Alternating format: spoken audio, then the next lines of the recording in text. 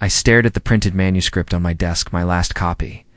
"You're worthless," I whispered to it. It didn't argue. The pages were wrinkled from months of notes, coffee stains, and sleepless nights. It used to be everything. Now it felt like a ghost I couldn't outrun. My hands trembled as I picked it up. I walked to the kitchen, flipped the light on, and set it on the counter next to the sink. "You already lost," I muttered. "So what's the point?" I grabbed the lighter. Flick, flick, tiny flame. Held it to the corner of the first page. Nothing happened. My chest ached. "I'm not crazy," I said out loud. "I know what I wrote." The flame caught. It spread fast. Yellow, orange, angry. My throat tightened as smoke curled toward the ceiling. "This is mine," I whispered. "She didn't write this." The fire crackled louder. I backed away. It was gone in under a minute. The paper blackened, curled, disintegrated. I leaned against the counter, hands shaking. "You idiot," I said. "You just burned the only proof." I slid down to the floor. Knees pulled to my chest. Dark, silent, nothing left. The door slammed open. Eli. It was Maya. I didn't look up. "What the hell?" she yelled. "It smells like smoke. What did you do?" I kept my head down. She rushed over, knelt beside me. "Are you okay?" I shook my head. "I burned it." "What?" "My book?" "Printed draft." "I set it on fire." She grabbed my face. "Why? 'Cause it doesn't matter anymore?" Her eyes widened. I laughed weakly. "Maybe. You wrote that entire thing. Why would you destroy it?" "Because it's hers now. Everyone thinks it's hers. The world made its choice, so you light it on fire and crawl into a corner?" "I don't exist, Maya." "Bullshit. I'm not a writer. I'm just a ghost with a pen." She slapped my shoulder hard. "Oh, what was that for? To wake you up?" I glared at her. She sat beside me. "You don't get to give up like this. I've already lost." "No, you lost that battle, not the war." "I'm tired." "Good. Be tired. But don't be done." I let out a shaky breath. "She has everything. Fame, followers, book deals. So, she took everything I built. Now you build something else." "With what?" She stood up, opened a drawer, and pulled out a flash drive. "This," I blinked. "You still have that?" "I'm your sister." "Of course I do. I thought you deleted it." I lied. I knew you'd spiral. I stared at the flash drive. "So there's still a copy?" She nodded. "Digital. Intact. Safe." "Because I knew this day would come. I knew you'd hit the bottom. And you waited." "I waited because I wanted you to choose to rise, not be dragged." I stared at the dark sink full of ashes. "I almost quit. But you didn't. I wanted to disappear. I know, but you're still here." I wiped my face with the back of my sleeve. "I hate her." "No, you don't." "I do." "No, you're hurt. Big difference." I didn't respond. She tossed the flash drive into my lap. "Get up, shower, eat, then we start again." "I don't know if I can write anymore." "Then don't write. Talk, cry, scream, but don't vanish." I held the flash drive in my hands like it was gold. "Thanks," I whispered. "Don't thank me. Just fight." I plugged it into my laptop. There it was, the ghostwriter's silence. Draft 1 still mine, still alive. I hadn't lost everything after all. Asterisk, "You really doing this?" Maya asked. I nodded. New name, new story, new me. She grinned. "What's your pen name? E. Gray? Edgy?" I shrugged. "It fits." She leaned over my shoulder. "You're sure about submitting it?" "I'm not sure about anything," I muttered. I hit send. The email flew into the void. Subject: Submission. The Broken Hourglass by E. Gray didn't expect anything. No fanfare, no reply, just a quiet release. But 3 weeks later, I got an email from Nathan Briggs. Subject: Your. Story moved.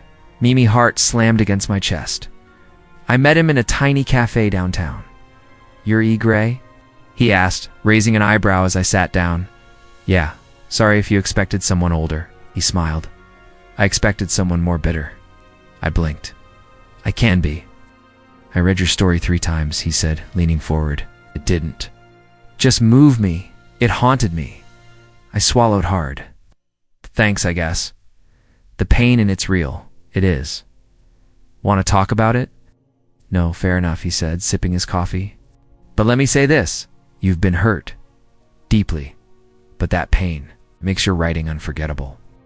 I didn't know what to say, he continued. The world needs voices like yours. Not perfect, not polished, just honest. I don't know. If I'm ready for that, then keep writing in the shadows. But don't stop, even if no one knows my name, he nodded. Your voice deserves to be heard even if they don't know your face. I looked down at my hands. I used. To believe that, then someone stole my voice. Well, he said, setting his cup down, maybe it's time you steal it back. Later that night, I told Maya everything. He said I have a voice, I murmured. A real one. You always have. He wants more. Then give him more.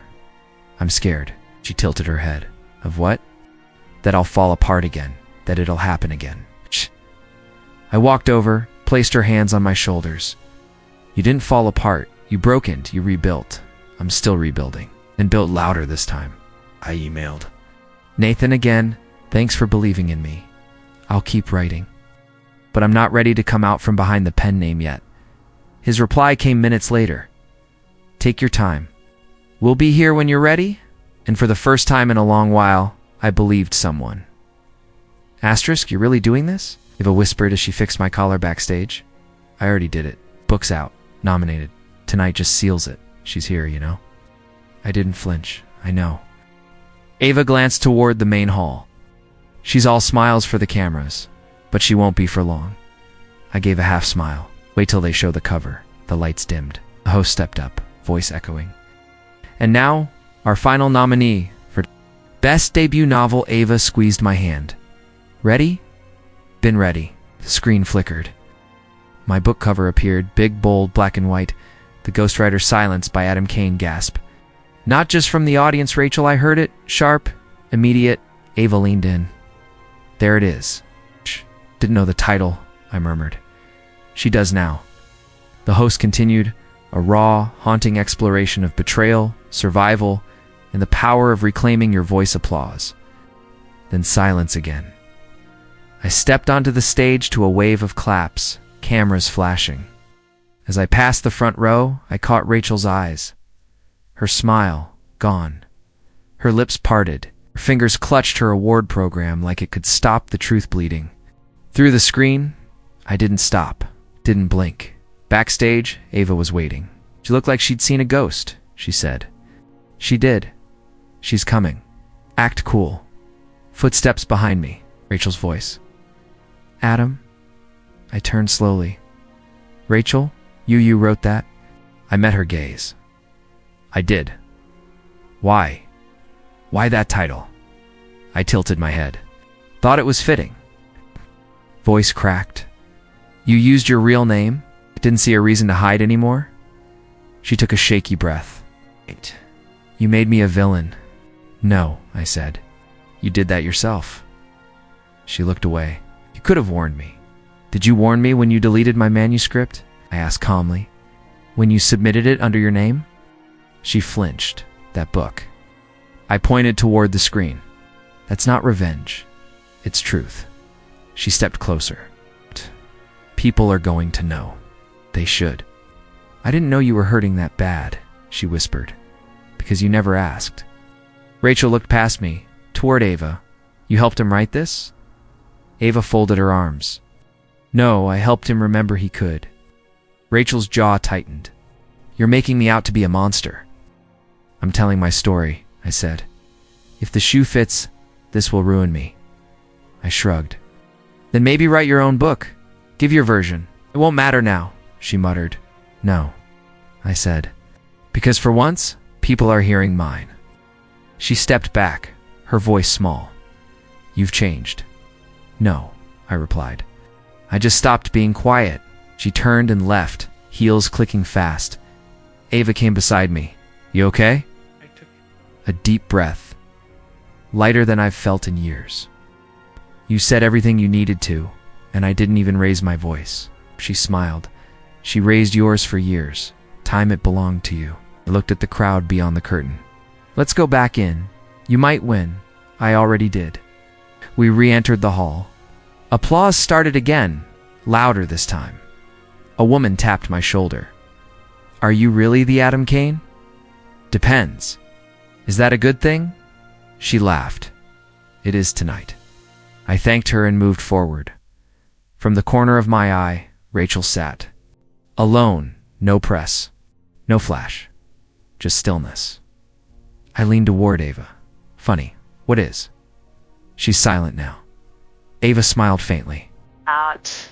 Let the silence speak. My phone lit up at exactly 12:01 a.m. I didn't need to check the name. Eli. Rachel's voice cracked the moment I picked up. Please don't hang up.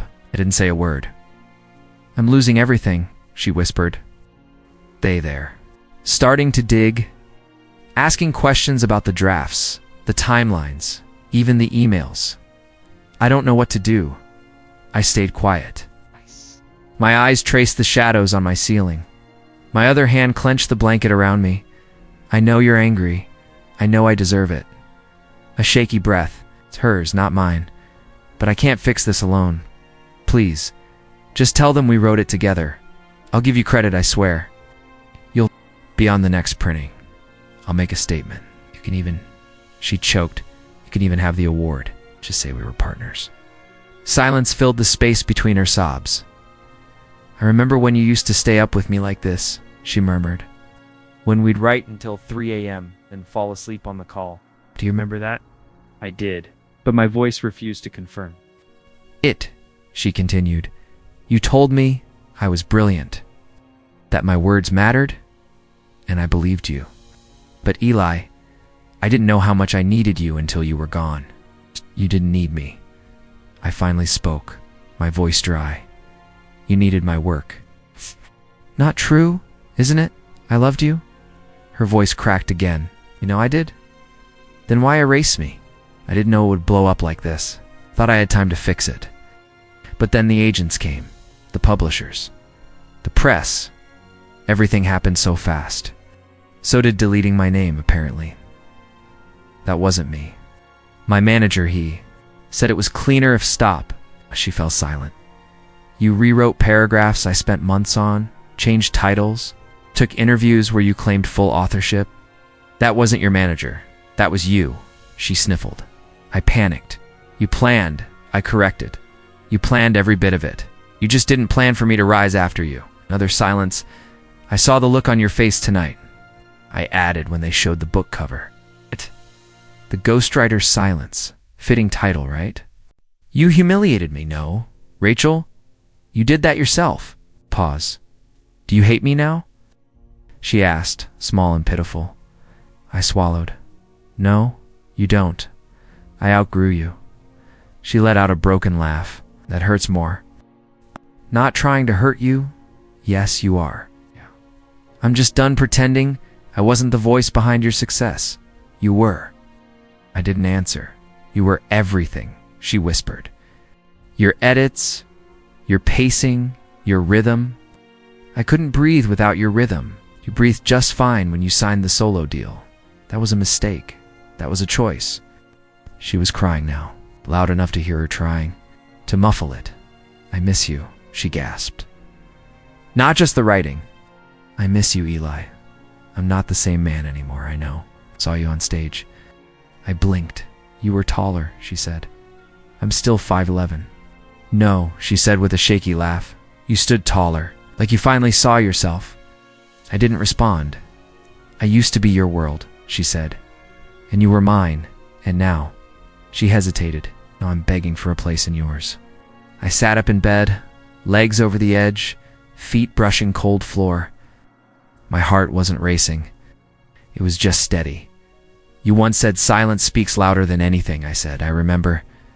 You taught me that. I'm finally listening to. Mine. Eli, no, I interrupted. You called at midnight, hoping I'd still be the boy who waited on your every word. No, but I'm not. I'm the man who wrote his own. I'm scared, she admitted. They'll know I lied. They'll already suspect. What will you say? That it's my story? Every word? And me, you were a lesson. I could hear her breathing now, heavy, uneven. I never meant to break us. You did anyway. I'm sorry, I know. She was quiet again. Will you ever forgive me? Maybe, I said. But I won't forget. I don't deserve forgiveness. It's not for me to decide tonight. Pause. You're really not coming back, are you? She asked. No. I wish you were still mine. I was never yours, I said gently. You just borrowed me until you didn't need me. Her breath hitched. I pressed the phone closer. Goodbye, Rachel. She didn't stop me this time. She just whispered goodbye, Eli. Before.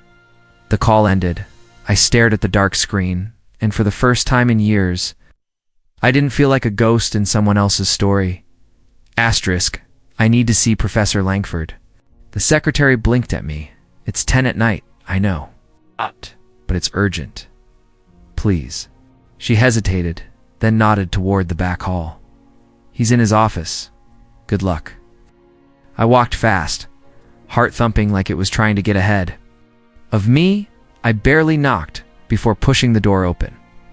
Langford looked up from a pile of papers. Eli, do you still have those letters we wrote in class? The ones to our future selves? His eyes narrowed. That was what, 2 years ago? 3. You said you'd keep them sealed until we graduated, did you? I did, he said slowly, standing up. Why? I think mine proves something. Something big. Might save me.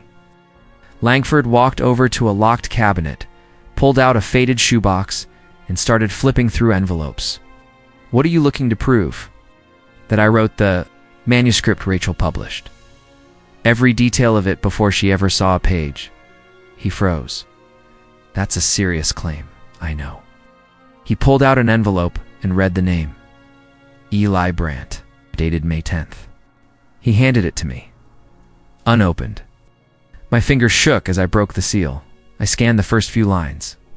It's all here. The working title, the character arcs, the twist ending, everything. Langford leaned closer. May I? I passed it. To him, he read, his expression darkening. This is remarkably detailed. And a full year before Rachel's book came out, he looked at me. You want to go public with this? She's claiming sole authorship. She got a deal. She's on morning shows. I just want my name back. Langford exhaled, then nodded. Okay, I'll back you. This letter is irrefutable. Thank you. As I turned to leave, he stopped me. Eli, I remember you. You always sat quietly but wrote like you were on fire. Guess. I got burned anyway. He gave a sad smile. Not anymore. Stepped out into the cold night, clutching the envelope. What? My phone buzzed.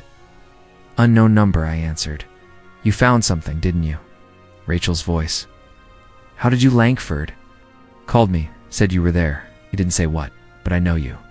You wouldn't go back unless you had something. I have the letter. Silence. The one from class. The one you laughed about. Turns out it could end your whole career. You wouldn't. I would. Eli. Her voice cracked. Don't do this, please. You don't know what it's been like. Everyone expects me to be brilliant now, and I'm not. I never was. Why'd you steal it? I didn't plan to. I read your draft that night. I was drunk, remember? You were asleep. It felt like lightning. I couldn't stop myself. Yeah. Watched me bleed onto that page and claimed it as yours. I thought you'd never finish it. You gave up. I didn't give it to you, I know. I'm sorry. I am, but please don't ruin me. I'll give you credit half. I'll fix it. No. What do you want then, money? I want the truth. I'll lose everything. You already took everything. You said you loved me once. I stayed quiet. Please, Eli, I'm begging you. Just say we wrote it together. You'll still get credit. And I won't be destroyed. I stared out at the empty street. You were never the story, Rachel. You were just in it. She started sobbing. You don't understand. This book, it made me feel like someone. Like I mattered. Mattered without lying. I didn't think I could. Then maybe you should have written about that instead. She hung up. I stood there, breathing in the cold. For once, I wasn't drowning in her guilt. I had proof. I had the truth, and I wasn't going to bury it. Asterisk. My phone buzzed just as I stepped into my apartment, fresh keys still warm in my palm. One new message from Rachel. I'm sorry, that was it. No punctuation, no explanations. Just those 2 words. I stared at it for a long time. Then I typed back, I know, but we're not those people anymore. I pressed send. A long exhale left my chest. I wasn't trembling. I wasn't angry. I wasn't anything anymore. Nathan, I said, holding the phone up as I walked toward. Kitchen. She finally said it. He looked up from the contract on the counter. About time. She didn't beg. Didn't explain. Just sorry. And what did you say? That I knew. And that we're not the same people. Nathan nodded. Clean, no messy goodbye. Just closure. I dropped my bag on the couch. It didn't hit like I thought it would. No satisfaction. Just peace. Because you already moved on, he said. What? That message was for her, not you. I laughed lightly. Funny, right? After all she did, I thought I'd need revenge. A big dramatic ending. You got something better, he said, sliding. The publishing deal across the table. A new beginning. I picked up the contract. 2 books. My name, my terms, my story. She's probably hoping I'll forgive her and let her back in, but you won't. No, I said flippant. Through the pages. I forgave her so I could be free, not so she could come back. Nathan leaned against the counter. You think she regrets it? I think she regrets losing her spotlight. I think she misses the applause, not me. She underestimated. You, he said. Everyone did. I nodded. And now I get to write my own story, literally. He smiled. So what's it going to be about? I smirked. Betrayal, resilience, reinvention. Maybe a little quiet revenge. He chuckled. Autobiographical fiction? Very thinly veiled. He pushed a pen toward me. Sign it, author. I signed. Just like that, the past stopped mattering. My old apartment, my old job, Rachel, all of it was just before. I walked to the window. City below felt different. Now, less like a cage, more like a stage. You good? Nathan asked. I am, I said. For the first time, I think I really am. He came over. You want to celebrate? Dinner? Drinks? I just want to sit here, breathe. Maybe outline the first chapter. He nodded. I'll leave you to it then. Before he left, I asked, Hey, do you think she'll ever reach out again? He paused.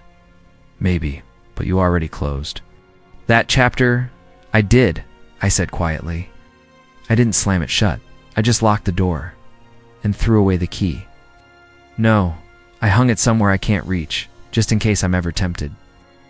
Nathan laughed softly. Smart. He grabbed his coat. Text me if you need anything. As the door closed behind him, I sat on the floor, surrounded by quiet. No noise, no drama, just me, my words, and the future. I opened a blank document and typed the first line. This isn't a revenge story. This is a resurrection. And for the first time in a long time, I didn't feel broken. I felt brand new. Nathan, are you sure about this? I asked, holding my phone like it was a bomb. Positive, he said. Just post the screenshots, the letter, the dates. Let them see the truth for themselves. What if it backfires? I ran a hand through my hair. What if they don't care? They will, Nathan said. Writers don't take plagiarism lightly, especially not in this industry. I hesitated. I don't want revenge. I just want my name back. Then let them read your truth. I exhaled. Fingers hovered over the post button. The screenshots were clear. My sealed letter to Langford from last year, the manuscript excerpt, and Rachel's published version. Identical line for line. Okay, I whispered. Let's do it. The moment I hit post, my phone buzzed non-stop. Likes, comments, shares. Dims from strangers. Some were skeptical. Most were shocked. Yo, Nathan, Said an hour later it's blowing up. You're trending on writer Twitter? I didn't want this kind of fame, I muttered. But now people know. That's what matters. Another notification popped up, then another. Then a text from Ava. Ava, I just read everything. Are you okay? Me, getting there. Ava, I always knew that voice was yours. I didn't reply right away. My chest felt tight. 2 days later, Rachel's silence was loud. No statement, no apology, just nothing. She's laying low, Nathan said. PR 101. She's not going to admit it, I replied. She never will. No need. The evidence speaks louder. Emails from small publishers and authors flooded in. They offered support, validation, even apologies for ever doubting me. She was supposed to speak at the summit this weekend. Nathan mentioned one night, opening keynote. Really? I laughed. That's ironic. Not anymore. They just dropped her from the lineup, quietly updated the website. Are you serious? Dead serious? She's been disinvited? From her own panel? I sat in silence. That was the panel she once bragged about, called it her career peak. She's done, I said quietly. No, she's disappeared. That's different, Nathan corrected. I nodded. Fair. The next morning, her publisher posted a short note. Due to unforeseen circumstances, we will not be moving forward with Ms. Bell's upcoming release. No mention of why. No explanation. She's getting erased, Nathan said. She erased me first. The inbox on my author site kept growing. Readers who had loved her book wrote to say they believed me now. Feel stupid one. Message read, but I see it now. You're the real writer. I replied to everyone. Rachel never reached out. Not a word. She's not sorry, I told Nathan. She's just sorry she got caught. I stared at my laptop, my real manuscript, edited raw mindset waiting. What now? I asked. Now? Nathan smiled.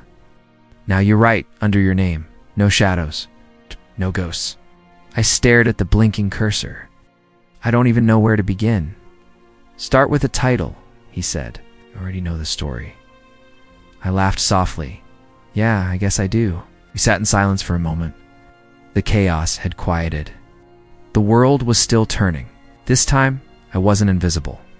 Hey, Nathan said, nudging me. You realize you just got your voice back, right? I looked up. Yeah, I said. And I'm not losing it again. You're sure you're ready? Nathan asked, his fingers hovering over the mouse. I stared at the screen. My hands were cold. Post it. Done. No drama. No hashtags. Just truth. With receipts, I muttered, excellent. Nodded. Emails, timestamps, contract scans it's airtight. I sat back. My chest tightened, then slowly eased. She won't be able to spin this, will she? Not this time, he said. We didn't scream. We just told the story. What? The post was simple. No names. No bitterness. Just what happened. A timeline. Facts. Screenshots within minutes. Messages started pouring in. Check your DMs, Nathan said. I did. This author's reaching out. She said, I always felt something was off. Sorry you went through that. And this one's asking if you'd speak at her indie writers circle next week, he added. I blinked. That fast? Literary circles move fast when silence breaks, he said, especially when the silence covers theft. I nodded slowly. It doesn't even feel like revenge.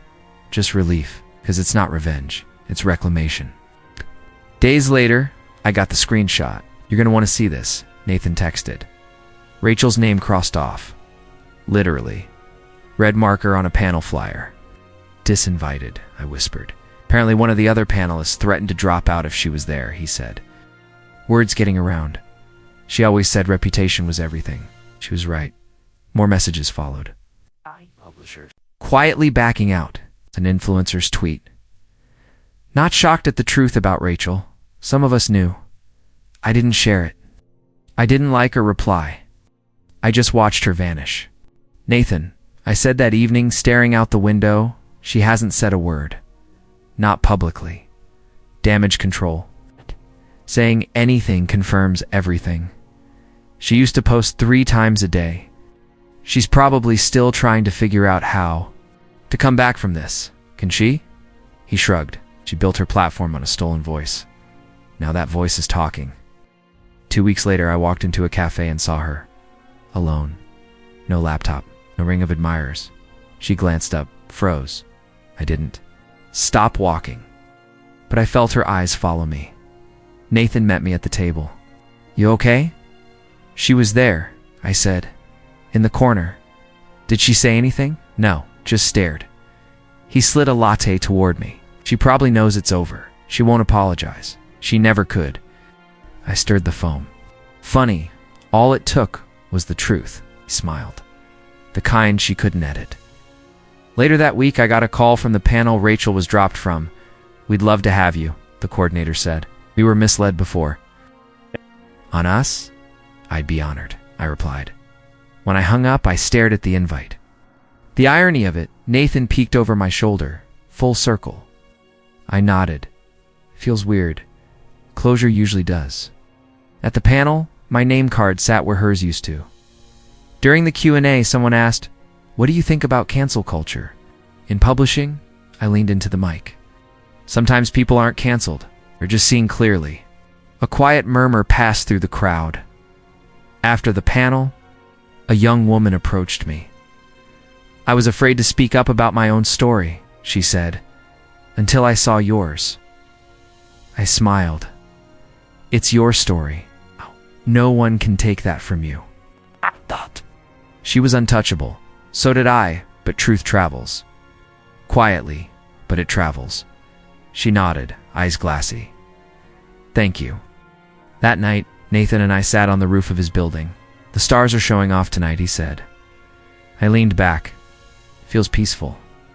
You deserve that. I turned to him. Thanks for helping me reclaim my voice.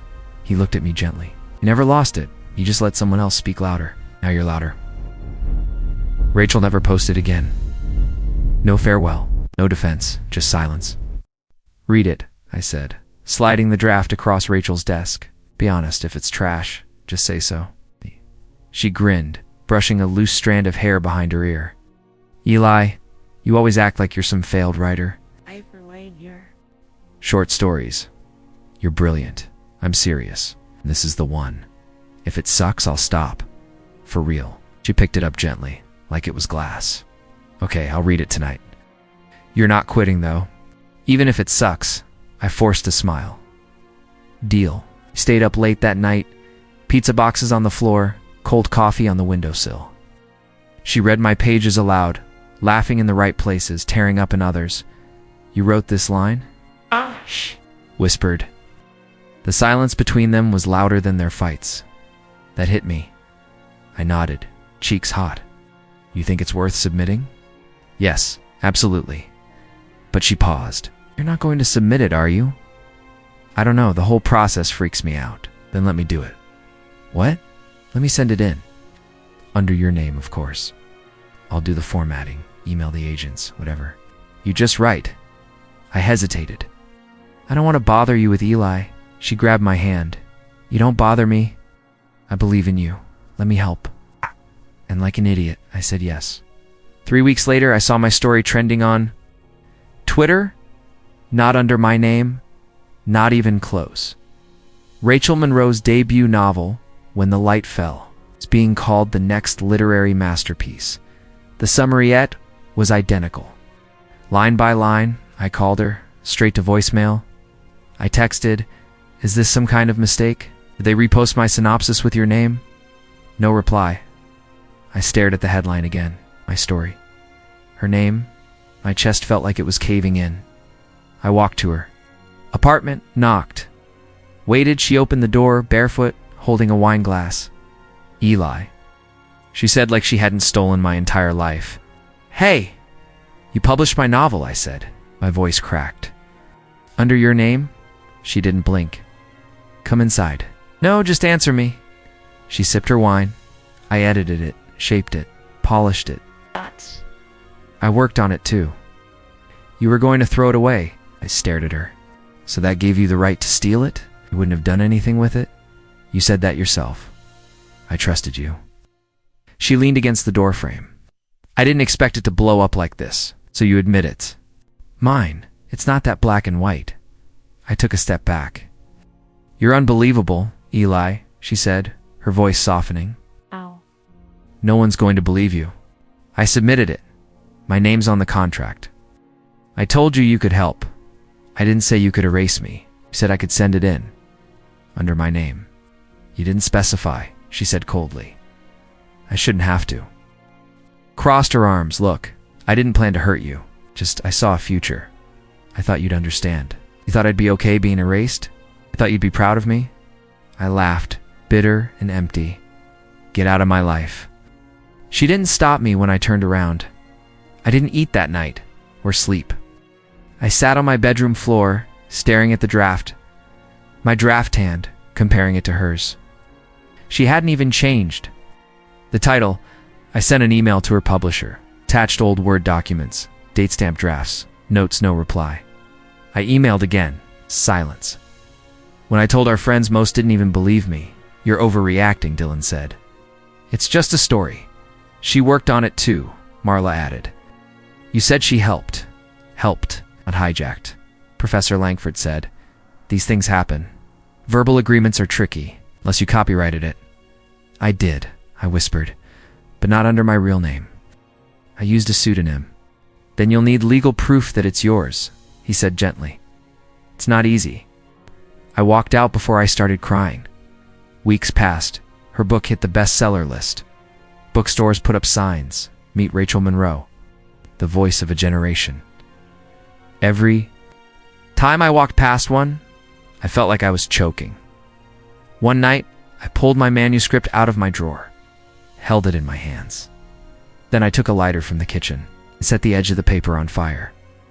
It caught quickly. I watched the words curl and vanish.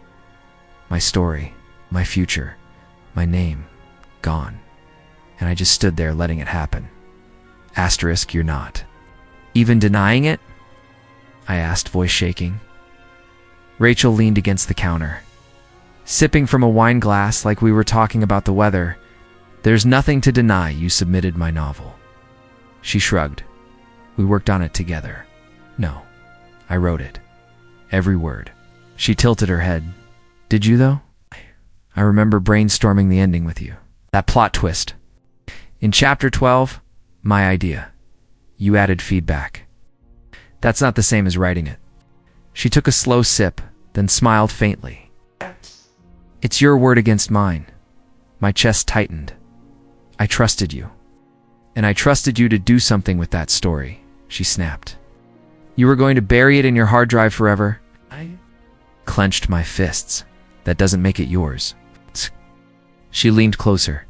No one will believe you, Eli. Not after the way you've isolated yourself. I stepped back. Wow, that's what you're going with? Be honest, she said, lips curling. You're just jealous? Jealous? I laughed bitterly. You stole my life. She turned away. This conversation's over. No, it's just getting started. I left her apartment and called Dylan the moment I hit the sidewalk. She admitted it, I said. She literally told me it's my word against hers. A pause. Did you record it? What? No, I wasn't thinking about then.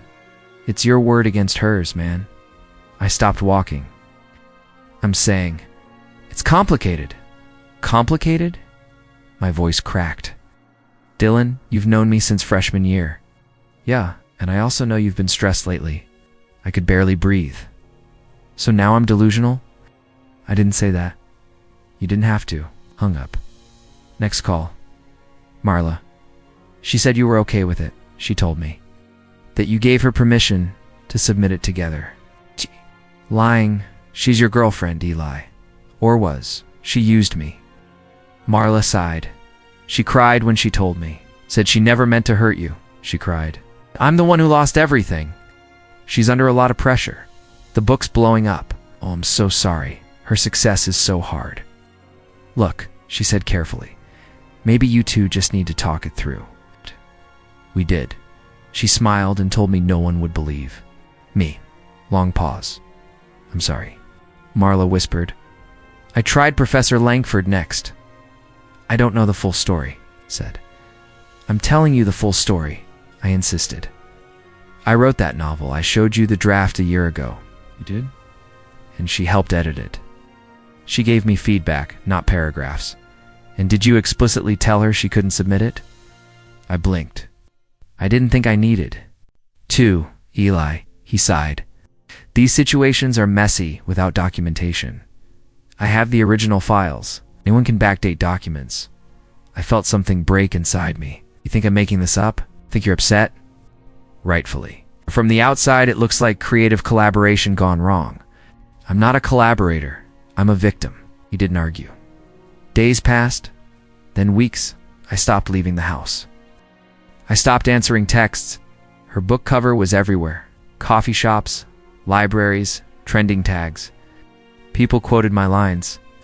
Like scripture, I saw a post, Rachel Monroe speaks to the soul. Her pain feels real. Because it was real, it was mine. My insomnia came back. I stopped eating. Sometimes I'd stand in front of the mirror and just ask myself, am I crazy? Had I imagined it? Was I exaggerating? Maybe I had asked her to help. Maybe I had said she could submit it, but no. I remembered every word, every page, every scene. I bled for, and she got applause for it. She was signing copies at events while I lay on the floor in the dark, staring at the ceiling like it had answers. Maya barged into my apartment one night. Get up. No. She pulled the curtains. Open. You stink. Look like a ghost. I'm tired. You're humiliated. Not the same thing. I sat up slowly. Everyone thinks I'm lying, and write something else and prove them wrong. What's the point? She grabbed the burned corner of the old manuscript. You made this? Do it again. I can't. You can. But not like this. I stared at her, broken. She didn't flinch. You let her steal one thing. Don't let her take everything. I wanted to believe her, I just didn't know how. Anymore.